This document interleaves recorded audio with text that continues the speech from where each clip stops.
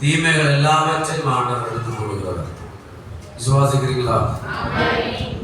ஒரு சில அறிவித்தல்கள் இருக்கிறபடினாலே அந்த அறிவித்தல்களுக்கு நீங்கள் சொல்லிக் கொடுக்க வேண்டும். விசேஷமாக ஒரு காரியத்துக்காக நம்ம ஜெபிக்க போகிறோம். நேற்றைய நாளிலும் நாங்கள் இதுவரைக்கு நாங்கள் பிதா குமாரன் பரிசுத்த ஆவியின் நாமத்தினாலே ஞானஸ்நானம் கொடுத்திருக்கிறோம். ஆகவே அவருக்கு பெயர் கொடுக்கப்பட்டிருக்கிறது பிரதர் ஜோவேல் எழுதிருங்கள். எழுதிருங்கள். நிச்சயமாகவே நாங்கள் கரங்களை தட்டி இவர்களை வாழ்த்திக் கொள்வோம். இவர்களுக்கு ஒரு அமர்ந்து கொள்ளுங்க. எங்களுடைய திருச்சபையிலே ஒரு அங்கம் வகிக்கிறவர்களாக எல்லா அதிகாரத்தையும் உடையவர்களாக மாறியிருக்கிறார்கள். ஆமென். அல்லேலூயா, அல்லேலூயா, அல்லேலூயா. ஆகவே நான் அதற்காக ஆண்டவருக்கு நன்றி சொல்லுகிறேன்.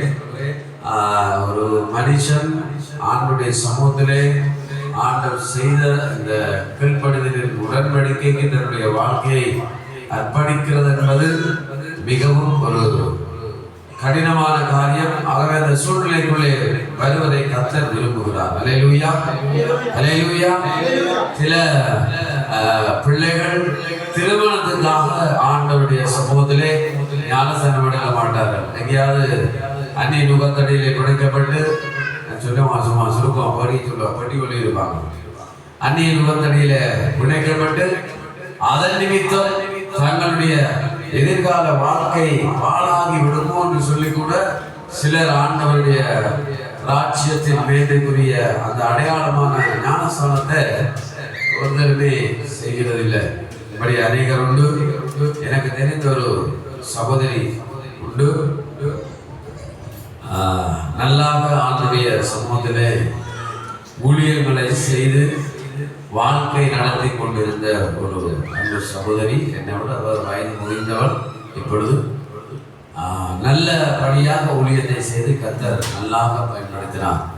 ஆனால் திருமணம் என்கிற ஒரு காரியம் வருகிற பொழுது அவளுடைய வாழ்க்கையில் அந்த திருமணம் ஏராளமான திருமணங்கள் அனுமதிக்கப்படாமல் தாமதமாகி இருந்தபடியினாலே அவள் அந்த திருமணத்தை தன்னுடைய உறவுகள் முடிவெடுத்ததன் காரணமாக அவளும் தனக்கு ஒரு வாழ்க்கை வேண்டும் என்று தன்னுடைய வாழ்க்கையை ஒப்புக்கொடுத்து அவளுடைய ஆவிக்குரிய தகப்பனார்களுக்கு அவள் சொன்ன காரியம் என்னென்றால், நல்ல ஒரு வல்லமையான ஒரு ஊழிய காரியம், நல்லா பிரசங்கம் பண்ணுவாள், நல்ல காரியம் செய்கிற ஊழியர்கள். யாருமே இந்த சகோதரியை சொல்வார்கள், அதாவது ஒரு திருச்சபையிலே எந்த காரியத்திலே முன்மாதிரியாய் காணப்பட வேண்டுமோ அந்த காரியத்திலே முன்மாதிரியாய் இருக்கிற ஒரு சகோதரி. எங்கே இருந்தாலும் யாழ்ப்பாணத்துக்கு அதை சொல்லுகிறேன். அப்ப இப்படி அவளது தனக்கும் ஒரு திருமண வாழ்க்கை வேண்டும் என்ற விருப்பத்தின் நிமித்தமாக ஒரு ரட்சிக்கப்படாத இயேசுவை அறிந்து கொள்ளாத ஒரு நபரோடு அவள் திருமணம் செய்ய வேண்டிய நிர்பந்தம் ஏற்பட்டது. அந்த சகோதரன் வருகிற பொழுது, நான் ஞானஸ்தானம் எடுக்கிறேன், பரவாயில்லை நான் எடுக்கிறேன் என்று சொல்லி அவருக்கு ஆண்டவரை குறித்து தெரிய ஊழியக்காரர் செய்கிற தவறு அதான். திருமணத்துக்காக ஞானஸ்தானம் கொடுப்பது, ஞானஸ்தானத்தை கொடுத்துட்டு திருமணம் செய்து வைப்பது. உண்மையிலே ஒரு மனிதன் ஆண்டவரை சொந்த ரட்சகராக ஏற்றுக்கொண்டு மனம் திரும்பி தான் ஞானஸ்தானம் எடுக்கணும். அல்லேலூயா. தன்னுடைய பொல்லாத வழிகளை விட்டு மனம் திரும்பி உலகங்களை உட்கார மனம் திரும்பி நல்லதான், உண்மைதான். ஆனா ஒரு பயம் கொண்டு நமக்கு உண்டாகிறது. அல்லேலூயா. அவே இந்த சகோதரி திருமணத்துக்காக ஞானஸ்தானம் எடுத்து மிகவும் கிராண்டாக அந்த திருமணம் நடைபெற்றது. ஒரு மாசம் 2 மாசம் நல்ல ஒரு கழிப்பான சூழ்நிலைக்குள்ளே கடந்து சென்றார்கள். ஆலயத்துக்கு வருவார்கள், ஆராதனையில் இருப்பார்கள். இப்படி கொஞ்ச நாள், ஒரு 2-3 மாசம் அவருடைய வாழ்நாள் ஜீவியம் ஓடிக்கொண்டிருந்தது. இந்த 3 மாசங்கள் கழிந்ததன் பின்பதாக இந்த சகோதரி திருச்சபைக்கு வருகிற வரவு கொஞ்சம் குறைவுபட ஆரம்பித்தது. இப்படியே நாங்கள் விசாரித்து கேட்கிற பொழுதெல்லாம் ஏதோ ஒரு சாட்டை சொல்லி ஏதோ ஒரு காரியத்தை சொல்லி அப்படியே அவர் பின்னிட்டு வேலை வீடு வீட்டை எழுக்கணும்னு அவர் வேலைக்கு போறவர் சமைக்கணும் உடுப்புகள் அப்படிங்கிற ஒரு காரியங்களை சொல்லி அந்த சகோதரி வருவதை அங்கே தூரப்படுத்தி கொண்டே இருந்தார். இப்ப என்ன நடக்கிறதுன்னு பாருங்கள்.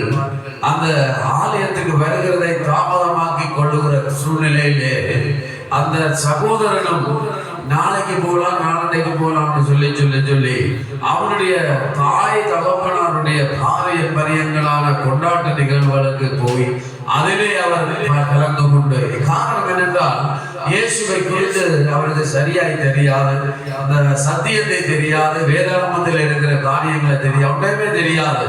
அவர் தன்னுடைய உறவுகளுடைய அங்கே உலக பிரகாரமான ஆராதனைகள், உலக பிரகாரமான செயற்பாடுகள், அங்கே வழிமுறைகளுக்குள்ளே தான் போய் கலந்து கொண்டு கொஞ்சமாய் இந்த சகோதரியையும் அந்த காரியங்களுக்குள்ளே விளக்க ஆரம்பித்தார். இந்த சகோதரி சொன்னதென்றால், நான் போய் எப்படியாவது நான் ஆண்டவரை பற்றி சொல்லி அவரை கொண்டு வருவேன்.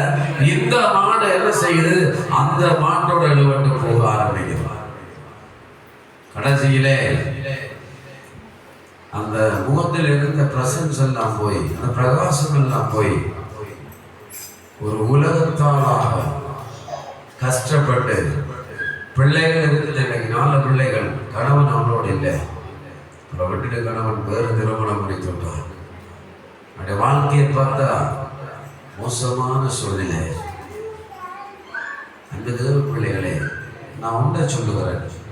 நீங்கள் ஆண்டவரை அறிந்து கொண்டால், இதில் இருக்கிற வாலிபர் இருக்கிறீர்கள், வாலிப பிள்ளைகளுக்கு சொல்லுகிறேன், ஆண்டவரை முதலாவது நீங்கள் அறிந்து கொண்டால், வேதம் சொல்லுகிறது கலப்பையில கை வைத்தவர்கள் பின்னிட்டு பார்க்க கூடாதுன்னு சொல்லுகிறார்.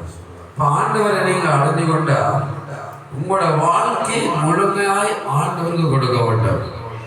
நீங்கள டிசைன் பண்ணுகிறது, உங்களுக்கு வாழ்க்கை அமைச்சு தரது, உங்களுக்கு நல்லது கெட்ட காரியங்களை செய்கிறது, ஆசீர்வாதங்களை கொடுக்கிறதெல்லாம் கர்த்தர், நீங்கள் அல்ல. நீங்களாக இதை திருடுவீர்களா இருந்தால், நீங்களாக உங்களோட வாழ்க்கையை தொலைப்பீங்களா இருந்தால், கடைசியிலே உங்களோட வாழ்க்கை சீரழிப்புக்குள்ளாய் தள்ளப்படும். நல்லா கவனிச்சு கொள்ளுங்கள். தேவன் விரும்புகிறத நாம் செய்ய வேண்டும். அல்லேலூயா, அல்லேலூயா, அல்லேலூயா. ஆண்டவர் விரும்புகிறத நாங்கள் செய்ய வேண்டும் என்று கர்த்தர் விரும்புகிறார். ஆனபடினால நான் சொல்லுகிறேன், நீங்க எதுக்காகலும் ஒரு உலக பிரகாரமான, உதாரணத்துக்கு கல்யாணம் முடிஞ்சு கமலேசனாலும் ஒரு காலம் உண்டா வளர்ப்போம். நான் சேர்த்தா கமலேசனோட கூட சாப்பிடுவோம். எல்லாம் கமலேசன் தான் நான் சாக போறேன், தனித்தனியை தான் சாக போறோம். அது இந்த டெம்பரியான வாழ்க்கையில நீங்க எப்ப நல்லா துணியை வைக்கலாம். துசா மட்டும் ஜோயல் மட்டும்தான் தனியாக சாகலாம். ஜோயிலை விட்டு துசா மட்டும்தான் சேர்ந்து சாக முடியாது, மரணம் வராது.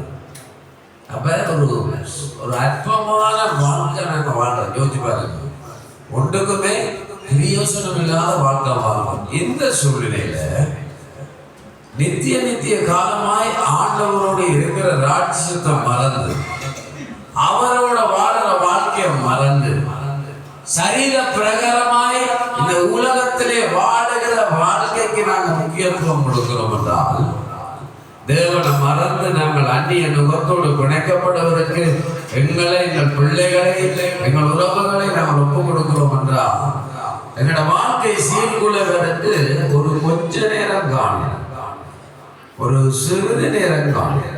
நல்லா கவனிச்சுக்கொள்ள, சிறிது நேரம். என்னுடைய சகோதரிக்கு நாங்கள் ஒரு திருமணம் பேசியிருந்தோம் வெளிநாட்டில். எல்லாம் பேசி எல்லாம் கதைத்து எல்லாம் சரியென்று இருக்கிற போது அந்த சகோதரர் 4 திருமணம் முடித்திருக்கிறார். வெளிநாட்டில் சுவிட்சர்லாண்டில் இருக்கிற சகோதரர். எத்தனை திருமணம்? 4 முடிச்சு அவங்களுக்கு ஒரு திருமணம். ரட்சிக்கப்பட்டவங்க, நல்லா கவனிக்க, ரட்சிக்கப்பட்டவங்க, வேறு காரியத்தை சொல்லுங்க, ரட்சிக்கப்பட்டவங்க. வெளிநாட்டில் உள்ள கலாச்சாரம் வேறு, நாங்கள் இங்கு வாழுகிற கலாச்சாரம் வேறு. வெளிநாட்டில் ஒரு திருமணம் முடிக்க வாலிப பிள்ளைகள் வயசுக்கு வந்துவிட்டால் அவர்கள் போய் தனியாக ஒரு ரூம் எடுத்து தங்கலாம். ஒரு பொம்பளையும் ஒரு ஆம்பளையும் தனியாக தங்கி கல்வி கற்கலாம். விரும்பின அவர்கள் வாழ்க்கை பயணத்தை இணைந்து தொடரலாம். அல்லடி போனா கலட்டி விட்டுட்டு போலாம். நீ இந்த வேலையை பார், நான் இந்த வேலையை போறேன். இதுதான் வெளிநாட்டு வாழ்க்கை. நல்லா கவனிச்சு கொள்ளுங்கள். நம்முடைய ஆவிக்குரிய பிள்ளைகள் இப்ப தலையை கொடுத்துட்டு மாட்டுப்படுறது உண்டு. சரியா? வெளிநாட்டை குறித்து சில பேருக்கு தெரியாது. அங்க இருக்கிற கலாச்சாரத்தை குறித்து தெரியாது. அங்க வாழ்கிற வாழ்க்கையை குறித்து தெரியாது. எனக்கு ஒரு திருமணம் பேசினாங்க டென்மார்க்ல. சரியா? எனக்கு ஒரு திருமணம் உண்டு. என்னுடைய மச்சான் டென்மார்க் தேசத்துல பேசியிருந்தார். அப்பொழுது அவர் பேசிக்கொண்டு வர சொன்னார், பிரச்சனை இல்லை, நல்ல ஒரு குடும்பம் காதல். அதான் இவள் காரை எடுத்துக்கொண்டு போனால்டா இரவு தான் வீட்டை வருவாள். முதலே அந்த ஒரு குண்டை போட்டா எனக்கு சரி வருமா, கார் எடுத்துக்கொண்டு உறவா இரவு வீட்டவா ஒல்லி கொலைதான் பண்ணுவேன். அப்ப நான் உடனடியாக இது சரி வராது என்று சொல்லி வேண்டாம்னு சொல்லிவிட்டேன். இப்போ கூடுதலாக நம்முடைய அம்மாக்கள் பார்த்தீங்கன்னா, நான் வெளிநாட்டுக்கு போயிருந்தால் கொஞ்சம் நல்லா வந்துடுவேன், வசதி வாய்ப்பாக வாழ அப்படின்னு சொல்லி எந்த தாய் தப்பாலும் எதிர்பார்க்கறது உண்டு. அப்போ எனக்கு அது செட் ஆகாத ஒரு விஷயம். அந்த வழியினால நான் நேரடியாக சொல்லிட்டேன், இது வேண்டாம் என்று சொல்லியாச்சு. என்னுடைய நண்பன் டென்மார்க்கில் இருக்கிறான். என்னோட படித்தவர், என்னோட ஊர் படி, எங்கள் ஊர்களுக்கு பக்கத்தில்